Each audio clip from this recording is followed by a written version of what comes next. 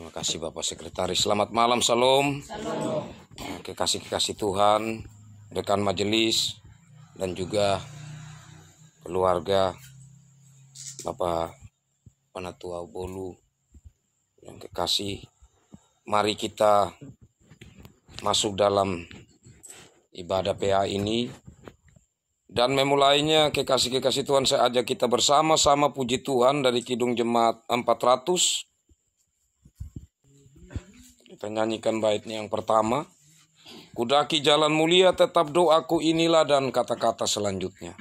Kudaki jalan mulia tetap doaku inilah, ke tempat tinggi dan teguh Tuhan mantapkan langkahku.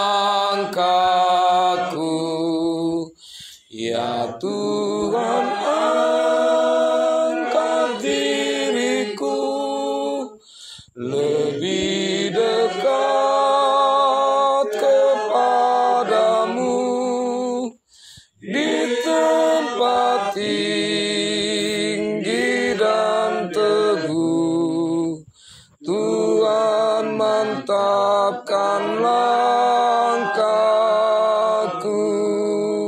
Mari kita berdoa. Di malam yang Tuhan perkenankan kami bertemu sebagai rekan sekerja dalam Yesus Kristus yang telah memanggil kami untuk menjalani tugas panggilan sebagai majelis jemaat, yang boleh bertemu di rumah tangga rekan sekerja kami, Bapak Penatua Bolu sekeluarga. Kami sungguh bersyukur karena kembali kami bersama-sama untuk memuji memuliakan nama Tuhan.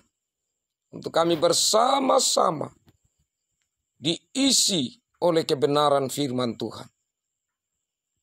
Untuk kami jadikan bekal dalam kehidupan kami, dalam pelayanan yang Tuhan anugerahkan kepada kami.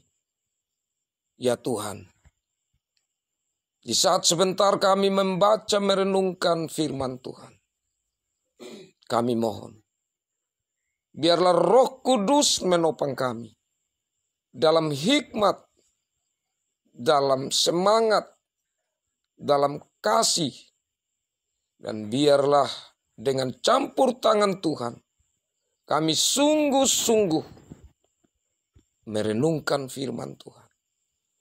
Dan Tuhan dalam Roh Kudus yang kami percaya memberi kepada kami kemampuan untuk kami melakukan maksud firman-Mu ini dalam hidup kami. Tolonglah hamba-Mu ya Tuhan, hamba-Mu yang terbatas, hamba-Mu yang tidak layak ini, yang akan memberitakan sabda. Biarlah dengan campur tangan Tuhan hamba dimampukan. Dan kiranya Roh Kudus Tuhan berbicara lewat hamba-Mu ini. Dan kami semua mendapatkan pengertian lewat sabda kebenaran Tuhan. Diberkati oleh firman Tuhan. Dalam Yesus Kristus kami berdoa. Amin. Kekasih-kekasih Tuhan, kita sekarang masuk dalam kitab 2 Petrus.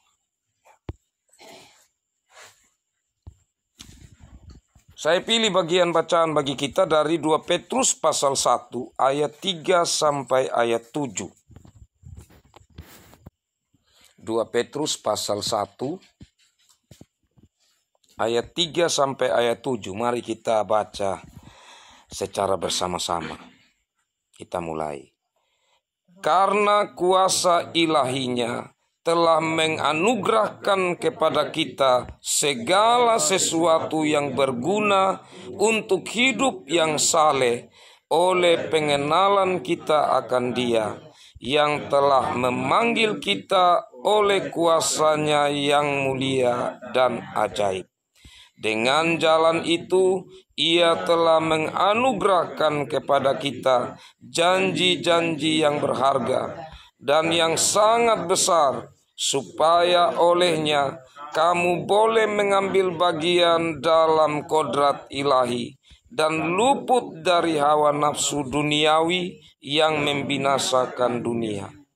Justru karena itu, kamu harus dengan sungguh-sungguh berusaha untuk menambahkan kepada imanmu kebajikan, dan kepada kebajikan pengetahuan, dan kepada pengetahuan penguasaan diri, kepada penguasaan diri ketekunan, dan kepada ketekunan kesalehan, dan kepada kesalehan kasih akan saudara-saudara, dan akan saudara-saudara, kasih akan semua orang. Demikian bagian firman Tuhan.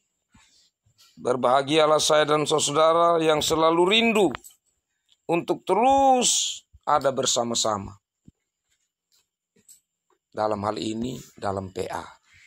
Untuk kita membaca firman, merenungkan firman, dan tentu yang kita sungguh rindukan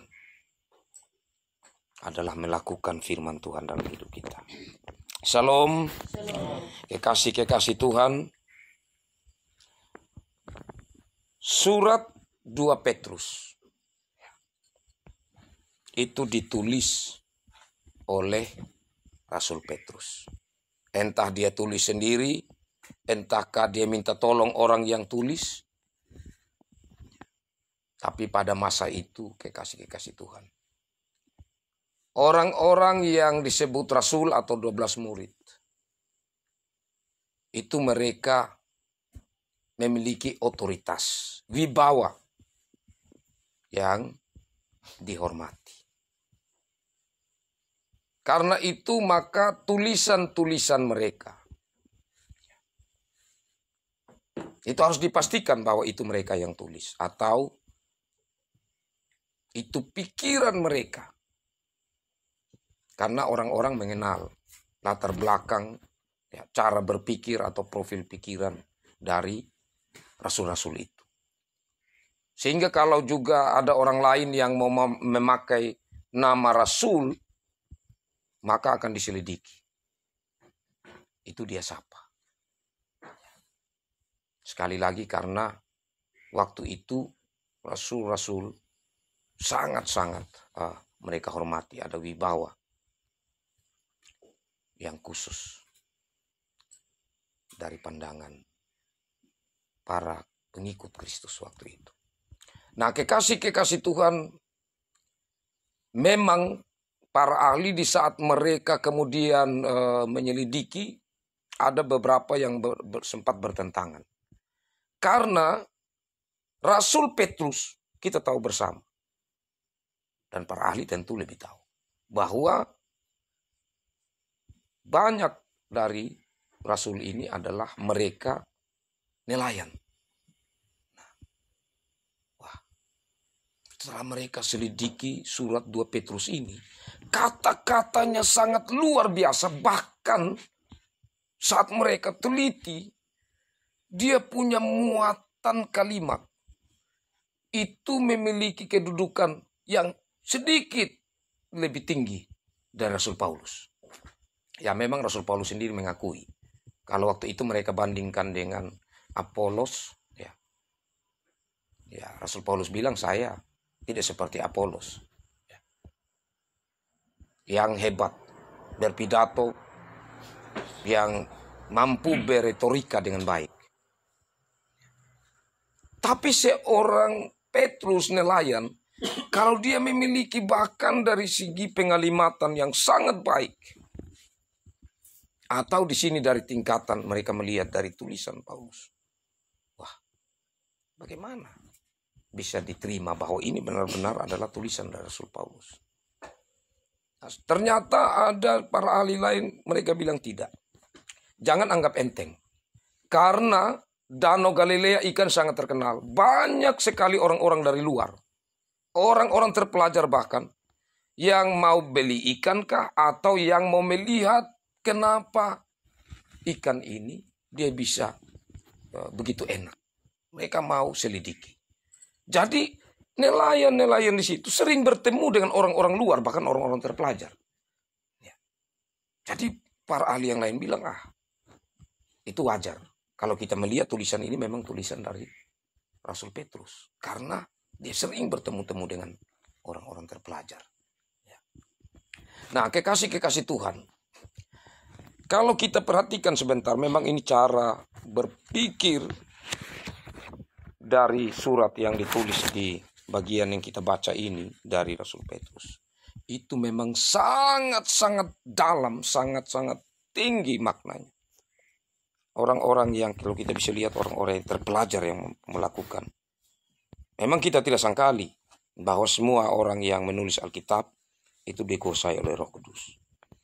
Nah, kekasih-kekasih Tuhan, pertama yang mau disampaikan dalam bagian firman Tuhan ini oleh penulis atau oleh Rasul Petrus adalah anugerah itu yang pertama-tama harus direnungkan. Bahwa kita sebagai orang yang menjadi pengikut Kristus, kita mendapatkan kebenaran, keselamatan itu hanya anugerah. Kata anugerah itu artinya cuma-cuma. Pemberian cuma-cuma. Yang tidak mampu dilakukan oleh seseorang atau oleh semua orang, diberikan secara cuma-cuma, itu anugerah. Nah, yang disampaikan oleh Rasul Petrus di sini berhubungan dengan ada dua ajaran yang berkembang saat itu. Ada ajaran, yang pertama namanya ajaran legalitas. Yang kedua namanya ajaran antinomian. Saya jelaskan. Kalau legalitas kita berbicara tentang legal, ya kan? Kita berbicara tentang hal yang asli, yang sah, itu yang legal kan. Nah, jadi ajaran ini mengatakan begini. Saya dibenarkan, saya diselamatkan kalau saya melakukan hal yang benar. Kalau saya melakukan hal-hal yang baik, yang benar, maka di situ pasti saya selamat. Maka di situ saya pasti dibenarkan. Nah, ini yang dilawan oleh Rasul Petrus. Berarti di sini kekasih-kekasih Tuhan. Kita dibenarkan, kita diselamatkan, itu seperti hal yang wajar. Jadi bukan sebuah anugerah. Ya saya selamatkan, saya buat baik. Saya selamatkan, saya lakukan yang benar. Nah itu dilawan. Tidak. Seberapa banyak pun engkau buat yang benar, tidak bisa engkau selamat. Hanya anugerah. Pemberian cuma-cuma dari Allah itu.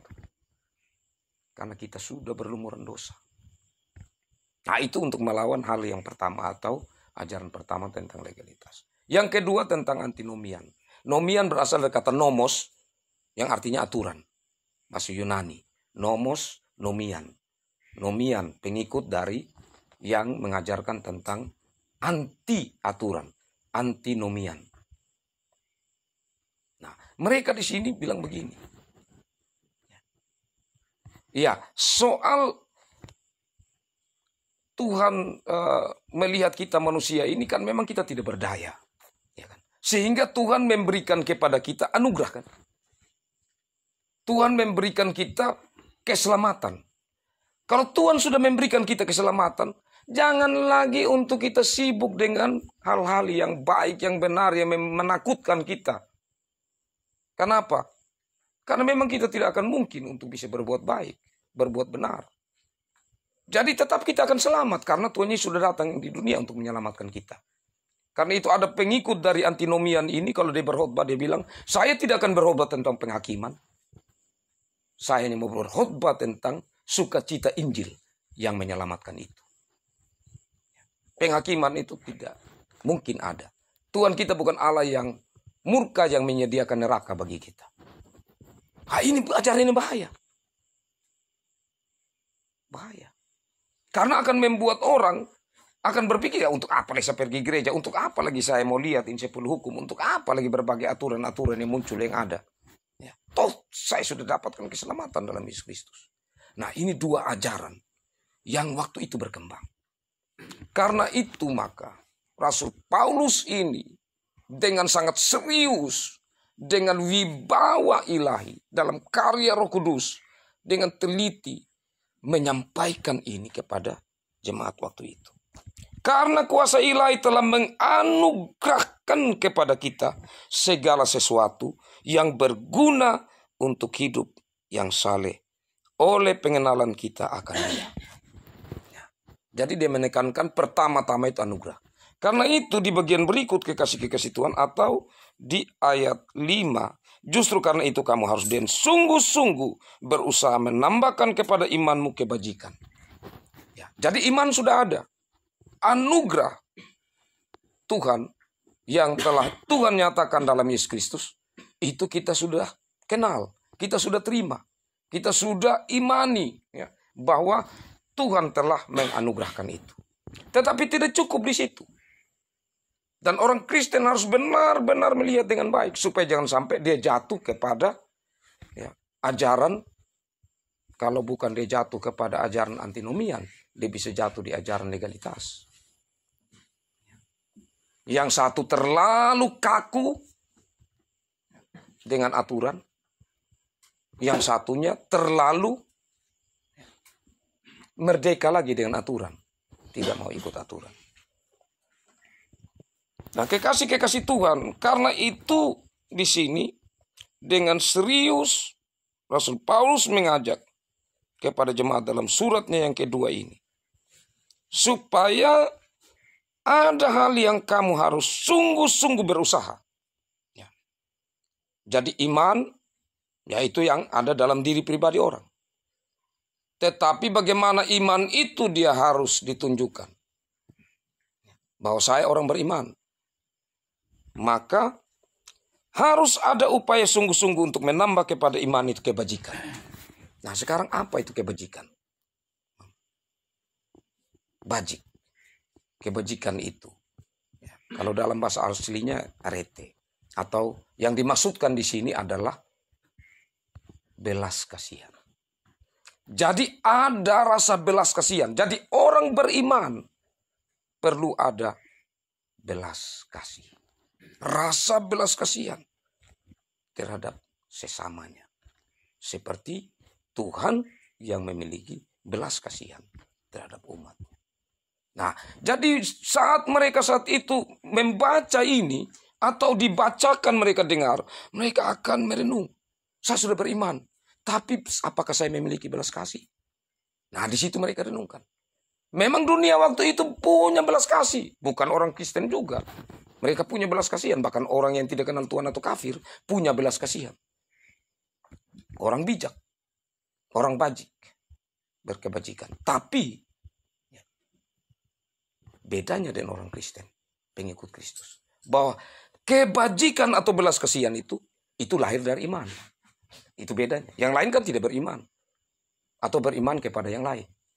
Tetapi orang beriman kepada Kristus, maka dari dirinya harus melahirkan kebajikan, belas kasih. Yang lahir dari pengenalannya akan Allah atau imannya kepada Yesus Kristus. Yang berikut, dan kepada kebajikan pengetahuan. Nah, pengetahuan yang dimaksudkan di sini ya, bukan pengetahuan tentang Allah. Ya, bukan itu. Jadi ini di dalam bahasa aslinya gnostik atau pengetahuan secara umum, pengetahuan di dunia. Ya. Tetapi sekaligus di situ bukan sekedar tahu, tetapi juga melakukan apa yang diketahui. Jadi soal tahu satu hal, tetapi melakukan apa yang dia ketahui itu hal lain. Jadi pengetahuan yang dimaksudkan di sini, saya tahu ini baik. Tapi saya juga harus melakukan apa yang saya tahu itu. Nah itu maksudnya. Kalau begitu, maka saya harus belajar supaya saya semakin tahu. Dan apa yang saya tahu harus saya lakukan. Ini dua hal yang seperti kalau saya belajar tentang kebenaran firman, itu satu hal. Dan tidak bisa cukup di situ. Pengetahuan dimaksudkan di sini, bagaimana saya melakukannya. Nah, jadi kalau contohnya begini, kalau seseorang ya dia memikirkan bahwa Pengetahuan contohnya tentang Tuhan itu hal yang penting. Belajar Alkitab itu hal yang penting. Dia belajar terus. Ini contoh. Maka kepalanya menjadi besar, badannya kecil. Tapi orang yang melihat hal lain, bahwa tidak terlalu penting itu belajar. Yang penting sekarang saya PI. Bagaimana saya jalankan, pergi ke sana menyebarkan firman Tuhan. Tidak terlalu penting itu belajar.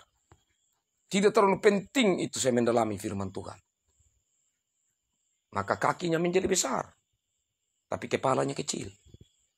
Karena dia hanya jalan PI. Tetapi dia tidak mengisi. Itu contoh. Jadi yang dimaksudkan di sini adalah bagaimana mengisi untuk kita tahu banyak hal. Tetapi sekaligus juga kita melakukan. Itu pengetahuan yang dimaksudkan. Nah sekarang kekasih-kekasih Tuhan. Banyak orang mengingat. Ya kalau macam dia sudah tahu ini cukup. Sudah mau buat apa lagi tahu hal lain. Tidak terlalu penting. Sedangkan dunia ini berjalan. Dia terus berubah. Dia terus ada kemajuan.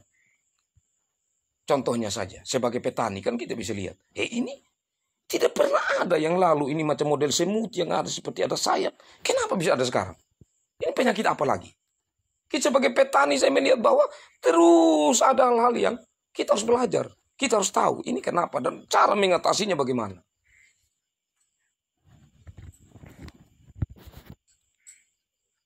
Selanjutnya kekasih-kekasih Tuhan. Kepada pengetahuan penguasaan diri.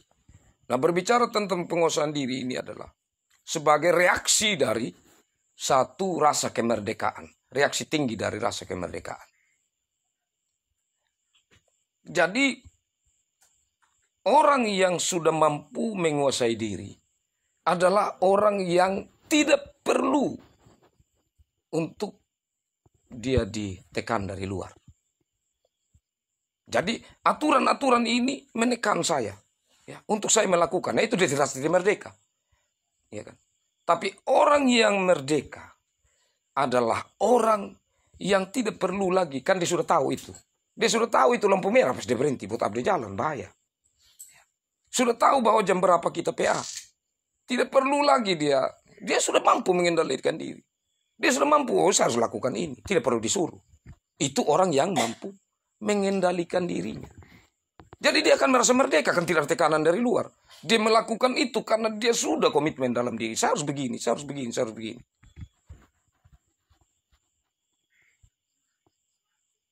Nah ini kekasih-kekasih Tuhan. Yang kadang-kadang bisa menjadi satu masalah demi masalah. Karena apa? Ya. Karena orang lain menegur kita contohnya. Kenapa kok datang begini atau begini? Nah kita rasa tidak enak, kenapa kok tegur saya? Nah padahal sebenarnya kita tidak perlu ditegur karena kita sudah tahu aturannya begini. Contohnya ya, yang kita yang lalu sepakat bahwa jam 9 masuk ibadah. Sebenarnya ya, kalau pengendalian diri ada, tidak perlu lagi mobil lambat, tidak penting itu. Sudah, saya harus jalan pergi. Itu orang yang mampu mengendalikan diri. Dan dia merasa merdeka. Karena apa? Dia tidak ditekan oleh pihak lain. Atau siapapun. Karena dia sudah tahu bahwa ini yang saya harus lakukan. Jadi di sini. Maka orang Kristen yang hidup di zaman Petrus. Mereka merenungkan. Wah saya merasa saya sudah dewasa ya. Saya sudah merasa saya sudah luar biasa secara iman. Ternyata saat saya mendengar atau saya membaca surat kedua dari Petrus ini, masih ada yang saya perlu perbaiki. Ternyata bagian sini saya belum mampu. Saya masih merasa bahwa saya terlalu banyak aturan di sekitar. Saya dulu merasa begitu juga, Mama. Waktu saya sekolah, saya merasa bahwa sekolah itu penjara. Kenapa? Saya harus bangun jam begini, nanti pergi sekolah jam begini baru saya keluar, jam begini baru saya masuk kembali kelas. Ini sebenarnya. Nah belum lagi gurunya pusing juga. Karena muridnya tidak mampu mengendalikan diri. Saat guru tidak ada, kita rasa dunia sulit kelas. Mau bangku deh bagaimana, mau meja kita naik di atas tidak peduli. Tapi kalau guru datang, jadi kita hanya taat karena hal dari luar. Mengendalikan diri karena ada tekanan dari luar. Itu tidak boleh. Itu yang dimaksudkan. Pengendalian diri di sini memang muncul dari dalam diri sini. Karena kita tahu bahwa ini benar dan ini yang kita harus lakukan. Nah selanjutnya kepada penguasaan diri, ketekunan. Ya berbicara tentang ketekunan ini karena memang kita manusia diberikan potensi oleh Tuhan. Potensi yang dimaksud adalah kemampuan untuk terus berkembang. Dan dengan ketekunan maka pasti hasilnya akan ada perubahan. Seperti kalau orang dia terus membaca, kenapa dia terus ada hal-hal yang dia bisa tahu? Oh, karena dia tekun. Dia membaca, dia tekun. Jadi ada lagi yang dia tahu, ada lagi. Kalau tidak tekun, ya bagaimana? Contohnya kalau ya kita di orang yang petani, contoh paling kita. Kalau dia hari ini dia sudah waktu untuk dia menyiang, dia pikir hari ini saya mulai. Ya. Tapi luas sekali 1 hektar. Ya. Bagaimana supaya selesai ini saya menyiang ini rumput yang ada di jagung? Kalau dia tekun, perlahan diatur waktu dan baik, tekun itu pasti selesai. Tapi kalau tidak tekun, dia sudah mau besok berapa 1 minggu kan tidak tekun, dia datang lagi rumput itu cabut, itu tinggi lagi. Yang tadi dia belum cabut lebih tinggi lagi. Akhirnya dia bilang, oh iya, malas sudah. Nah, jadi ketekunan sebenarnya sangat penting. Kasih Tuhan. Di mana dengan ketekunan, maka kita akan menjadi semakin banyak hal yang kita sadari. Kemudian dari hal ketekunan juga itu penting. Kalau kita melihat dari sisi belajar firman Tuhan. Ya, macam kami, saya merasakan secara pribadi. Kalau ya saya tidak tekun, maka saya tidak bisa mengoreksi pikiran saya. Mungkin ada yang saya pernah sampaikan ke Bapak Mama, ini salah. Ya. Tapi karena saya tekun terus, coba belajar. Saya lihat, waduh, ini jemaat kalau saya salah sampaikan terus, saya bimbing mereka ke jalan yang salah. Atau kepada pemahaman yang salah. Dengan saya terus belajar, saya koreksi kembali. Dengan ketekunan maka saya akan cari tahu kembali. Nah, jadi ketekunan itu hal yang sangat penting. Dan itu akan bisa dilakukan dalam segala lini kehidupan. Selanjutnya di sini kepada ketekunan itu kesalehan. Jadi saleh di sini ya, berhubungan dengan bijaksana. Ya, orang saleh itu orang yang bijaksana. Orang yang bijaksana itu ya, dia tidak tinggi hati, tetapi tidak rendah diri. Ya, rendah hati rendah diri kan beda ya, Bapak. Dia tidak tinggi hati. Orang bijaksana itu, Bapak Mama, kenapa dia tidak tinggi hati? Karena dia tahu bahwa ada banyak yang dia tidak tahu. Sekali lagi, orang bijaksana, dia tahu ada banyak yang dia tidak tahu. Semakin kita mengetahui banyak hal, semakin juga kita tidak tahu. Jadi ada seorang filsuf bilang, semakin saya tahu, semakin saya tidak tahu. Coba sekarang saya baca atau kita diperhadapkan dengan 4 buku. 4 buku tentang bagaimana hidup berumah tangga. Kita baca-baca, sudah tahu banyak. Kita sudah tahu, kita anggap ini sudah luar biasa. Begitu. Ternyata disodorkan lagi buku yang lain. Wah, ini lebih menarik lagi. Wah, ternyata masih ada lagi yang begini. Ya, kita baca lagi, masih ada. Semakin kita merasa bahwa kurang. Ternyata ada banyak hal yang sebenarnya kita harus pelajari. Karena apa, Bapak Mama kasih Tuhan? Ya, karena dunia ini ya, terlalu mulia, terlalu dalam, terlalu tinggi untuk dipelajari. Satu, ilmu atau ilmu semua ya. Semua bidang ilmu. Kalau ilmu itu mutlak, maka itu bukan ilmu. Atau contohnya begini, bahwa sekarang saya pelajari tentang bumi. Selesai, tidak mungkin. Itu bukan ilmu. Karena nanti akan ada lagi teori-teori baru atau penemuan-penemuan baru. Ya, jadi Tuhan punya kemuliaan, kekayaan yang terlalu banyak. Yang itu terus, makanya sampai sekarang para ilmuwan tetap ada. Maka sampai sekarang para peneliti tetap ada. Termasuk Alkitab. Orang terus menggali, orang terus mencari tahu. Dan semakin orang mencari tahu, semakin orang menjadi bijaksana. Karena apa? Dia semakin sadar bahwa sebenarnya banyak hal yang dia tidak tahu. Tapi kemudian dia tidak menjadi orang yang rendah diri. Orang yang rendah diri itu artinya orang yang merasa bahwa dia kecil sekali. Meskipun kalau di hadapan Tuhan kita kecil sekali. Tetapi orang yang rendah diri adalah orang yang sering kali melihat kelemahannya. Orang yang sering kali melihat kekurangannya. Orang yang sering kali melihat kelemahan dan kekurangannya itu ada bahayanya, Bapak Mama. Bahaya dia bisa pandang orang lain dari cara pandangnya. Jadi orang mungkin bisik lain, kita bisa curiga lain. Karena itu tadi, selalu ada dalam pikiran kita kekurangan kita, kelemahan kita, kekurangan. Jadi bisa cara pandang kita nanti kepada orang lain seperti apa yang kita pikirkan. Jadi harus keluar dari itu. Sehingga kita bisa bebas dari apa sendiri yang membelenggu kita. Kita menjadi orang yang bijaksana, yang saleh. Karena kita tahu bahwa kelemahan kita, ya, sebenarnya itu adanya. Ya. Ada.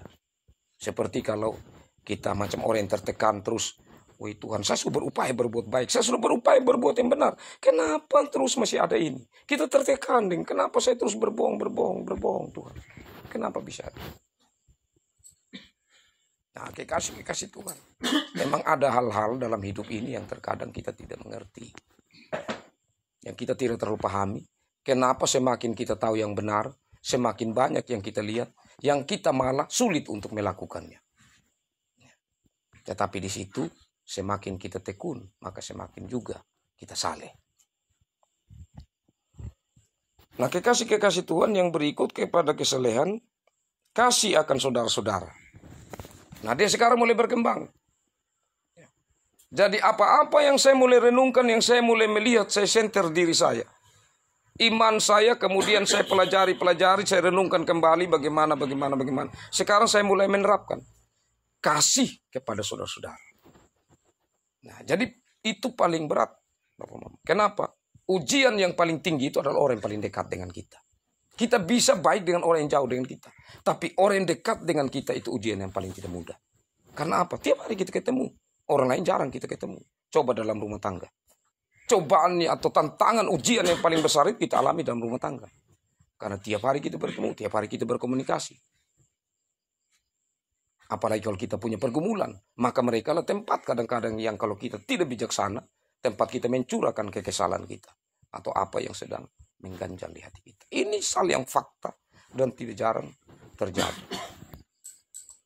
Nah, karena itu maka di saat hal-hal tadi ini, ya, mungkin kita sudah punya. Ya, mungkin orang Kristen waktu itu bilang, soal tekun saya sudah tekun, soal penguasaan diri saya sudah penguasaan diri, ya, soal pengetahuan saya sudah pengetahuan, soal kebajikan saya sudah kebajikan. Tapi ujiannya adalah itu. Bagaimana kasih terhadap saudara? Itu akan di situ diuji. Apakah engkau saleh? Apakah di situ engkau mampu menguasai diri? Dan seterusnya. Ujiannya ada di situ. Nah, kalau mampu itu, maka akan dilihat lagi. Apakah engkau mampu untuk melakukan itu? Kepada semua orang. Akan saudara-saudara, kasih akan semua orang. Ini tidak mudah, karena ada masalah lain. Saya benci orang itu. Ya, karena saya tidak terlalu ketemu dia terus. Tidak masalah saya membenci dia. Tidak masalah. Ya, karena saya tidak terlalu bertemu dia. Kalau yang ini saya harus selesaikan. Karena tiap kali saya bertemu dia. Nah, ini tidak mudah, Bapak Mama kekasih Tuhan. Ya, iman dengan kasih itu hal yang sangat melekat. Tidak bisa sama sekali untuk dipisahkan. Karena iman berbicara tentang apa yang kita yakini. Sedangkan kasih berbicara tentang perbuatan dari dasar apa yang kita yakini. Atau pengetahuan tentang Allah yang ada dalam diri kita. Yang kita imani itu. Ya, dia hanya bisa berbuah atau nyata buahnya kalau itu diekspresikan, diaplikasikan, dinyatakan, dilakukan. Nah, inilah kekasih Tuhan.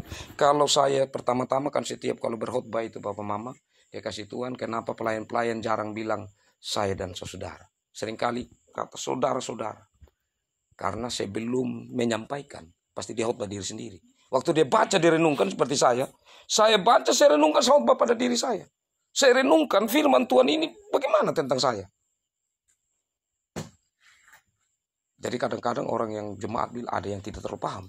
Kok ini pendeta macam dia khotbah sama kita, dia tidak khotbah dari diri sendiri, main saudara-saudara. Tidak bilang saya saudara. Nah, kadang-kadang itu. Tapi kita sebagai manusia kita paham. Karena di persiapan, itu pelayan Tuhan dia sudah khotbah pada dirinya sendiri. Dia sudah merenungkan dengan baik, baru dia menyampaikan itu. Karena itu dia menyampaikan dengan perendahan diri di hadapan Tuhan. Bukan sebuah kesombongan, karena dia mampu semua. Tidak. Bahkan saya pun Saya menyadari, saya melihat firman Tuhan ini. Ya, saya menempatkan diri saya sebagai yang disampaikan oleh Rasul Petrus. Saya bilang, ampun Tuhan, masih banyak hal yang saya harus renungkan, yang saya harus perbaiki dalam hidup ini. Tapi kekasih-kekasih Tuhan harus serius. Karena dikatakan justru karena itu kamu harus dengan sungguh-sungguh berusaha. Berarti serius. Sungguh-sungguh. Tidak main-main. Sungguh-sungguh. Kenapa? Karena kita sudah ditebus oleh Tuhan. Karena kita sudah menjadi anak Tuhan. Karena diri kita bukannya kita lagi. Tetapi milik Tuhan. Yang telah membeli kita dengan darah yang mahal. Nah, bagaimana kita menyatakan ini, Bapak Mama? Wahai Bapak Pendeta, kayaknya kita tidak mampu. Saya juga bilang begitu, Tuhan, saya tidak mampu. Tuhan bilang, saya punya Roh Kudus, untuk apa ada dengan kamu? Saya punya malaikat, untuk apa ada dengan kamu? Kan Tuhan bilang kan, di saat kamu tidak mampu berdoa, malaikat akan membantu untuk menyampaikan apa yang menjadi isi hatimu pada Tuhan. Dua hal ini nanti ada kesempatan saya akan bagikan kepada kita semua tentang apa benar bahwa yang mendampingi kita ada Roh Kudus dan juga ada malaikat. Setiap orang itu ada firman, ada ayat-ayat yang mendukung itu. Ya, Tuhan begitu mau memperlengkapi saya dan saudara. Tuhan mau bagaimana untuk kita selamat dan juga menjadi berkat menyatakan keselamatan itu bagi orang-orang yang Tuhan percayakan kita layani. Jadi demikian itu Bapak Mama kekasih Tuhan, dan saya batasi di sini. Ya, kesempatan yang indah ini mari kita sama-sama, mungkin ada yang mau menambahkan, ya, ada yang mau bertanya. Ya. Sebagaimana biasa kalau tidak tahu ya kita akan mencari tahu kemudian dan kita sama-sama memberi jawabannya. Tapi apa sedikit yang Tuhan buka dalam pikiran kita lewat Roh Kudus, kita sama-sama bagi berkat.